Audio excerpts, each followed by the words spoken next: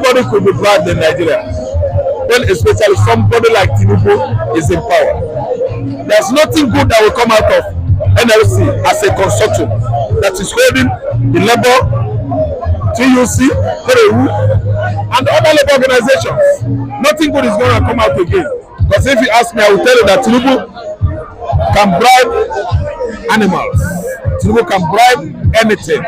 TINUBU can bribe the dead. If you wake some dead, TINUBU is going to bribe them not to go back to where they are coming from. He can bribe anything. TINUBU bribes country now. He bribes countries. He has overstretched his tentacles now to the Sahel country of where Niger Republic to bribe the politicians over there. Because I know that failure to have struck, the cookies, TINUBU would have stretched his political dynasty to Niger and